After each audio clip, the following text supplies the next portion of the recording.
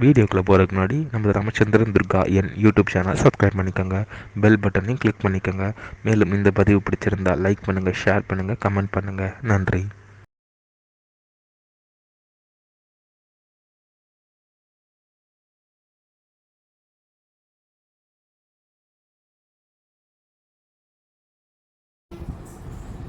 ஸ்ரீகுருभ्यो நமः. ஹரி ஓம். ஸ்ரீ மகாகணாதிபதியே நமः. அனைவருக்கும் முதற்கண் கோடான நமஸ்காரங்கள், வணக்கங்கள், வந்தனங்கள். அனைவருக்கும் அன்பு கலந்த இனிய ஆசீர்வாதங்கள். நமது ராமச்சந்திரன் துர்கா என்ற யூடியூப் சேனலிலே தினம் ஒரு தகவல். இன்றைய தலைப்பிலே தினந்தோறும் ஒவ்வொரு செய்தியை தாங்கள் அனைவருக்கும் பதிவிடப்பட்டு வருகின்றோம். அதன் அடிப்படையிலே இன்றைய பதிவானது வேத தர்மசாஸ்திரத்தில் புருஷர்களாக ஆண்களாக பிறந்த அனைவரும் தங்களது வாழ்நாள் முழுவதும் தர்மசாஸ்திரத்தை எப்படி கடைபிடிக்க வேண்டும் என்பதை பற்றிய விளக்கம் தான் இன்றைய வீடியோ பதிவு. ஆகவே அனைவரும் இந்த வீடியோ பதிவினை ஆரம்பம் முதல் கடைசி வரை முழுவதுமாக பார்த்து தங்களது வாழ்நாள் முழுவதும் அதன் பிரகாரம் கடைபிடித்துக் கொண்டு அனைவரும் க்ஷேமமாகவும் சௌக்கியமாகவும் சகல ஐஸ்வர்யத்துடனும் இருக்க வேண்டுமாய் அன்புடன் கேட்டுக்கொள்கின்றோம். ஸ்ரீராமஜெயம். தினம் ஒரு தகவல். அதாவது இந்த பிரபஞ்சம் முழுவதுமே, பூலோகம் முழுவதும் மனிதர் பிறவிகளாக, அதாவது புருஷர்களாக ஆண்களாக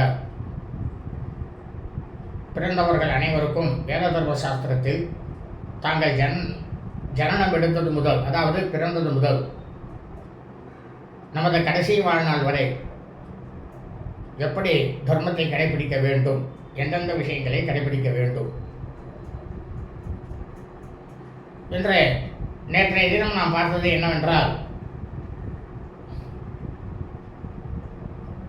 ஆண்களாகப்பட்டவர்கள்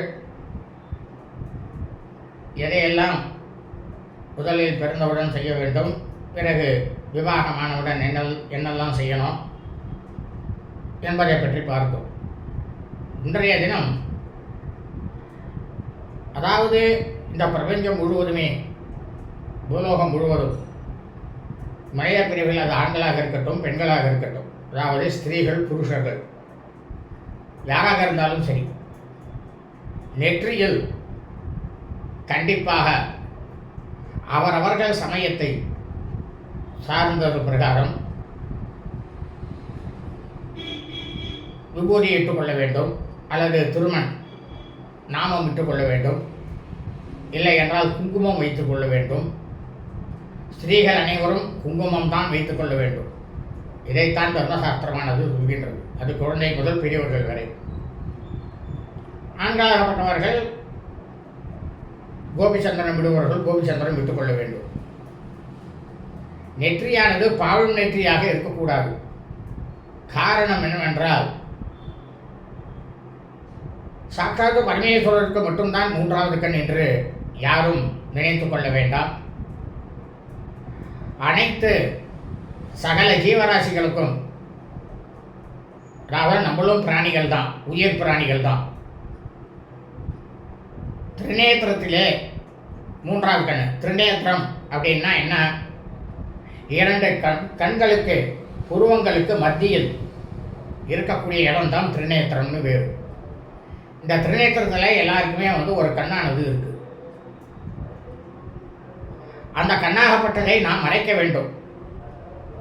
ஏனென்றால் அந்த கண்ணானது பரமேஸ்வரருக்கு மட்டும் அக்னி கிடையாது, நாம் அனைவருக்குமே அக்னி கண் தான் அது.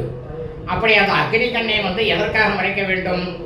நாம் ஒருவரை பார்க்கின்றோம், நமது மனதிலே ஓடக்கூடிய எண்ணங்களானது சரியாக இல்லை என்றால் அதனுடைய பிரதிபலியானது அந்த ஜோதி, அந்த திருநேத்திரத்தினுடைய கண் மூலமாக அவர்களை போய் தாக்கும்.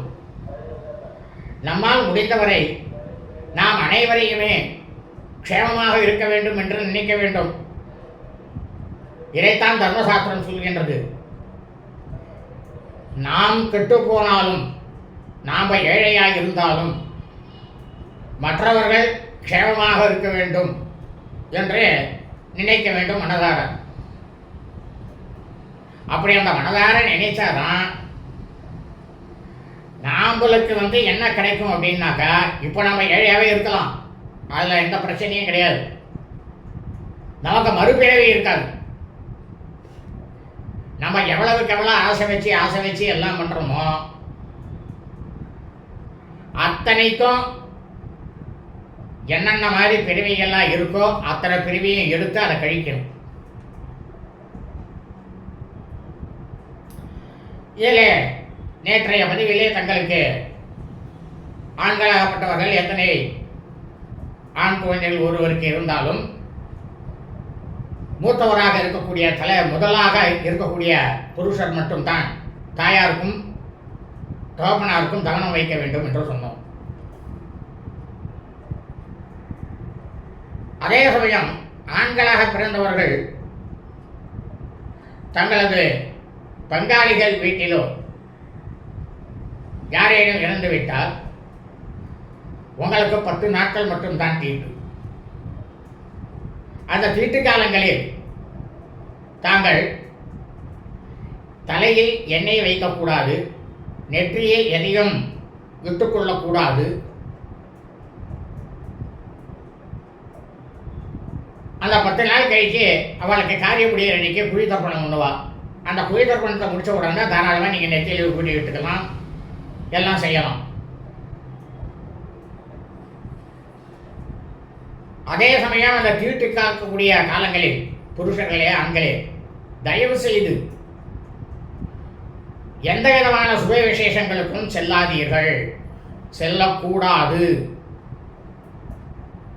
அது உங்கள் மாமியார் வீட்டு விசேஷமாக இருக்கட்டும், அல்லது உங்களோட சொந்தக்காரரோட விசேஷமாக இருக்கட்டும், இல்லை நண்பர்களுடைய விசேஷமாக இருக்கட்டும், யாருடைய விசேஷமாக இருந்தாலும் அந்த தீட்டு காலங்களில் நிச்சயமாக கண்டிப்பாக எந்த விதமான விசேஷங்களுக்கும் போகக்கூடாது. அதாவது காது குத்தல், மொட்டை அடிக்கிறது, காது குத்தல், மஞ்சள் நீராட்டு விழா, கிரகப்பிரவேசம், விவாகம், அதாவது திருமணம்,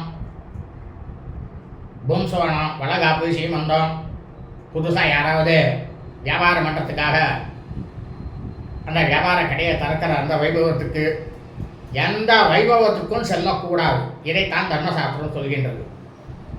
நாளை மற்றொரு பதிவுடன், அதாவது இதே ஆண்களுக்கு உண்டான தொடர்ச்சி நாளை பதிவிட இருக்கின்றோம் என்பதை தாங்கள் அனைவருக்கும் தெரிவித்துக் கொள்கின்றோம். லோகா சமஸ்தா சுகினோ பவந்து, சுபம் அஸ்து, ததா அஸ்து. ததாஸ்துன்னா அப்படியே ஆகட்டும்னு அர்த்தம்.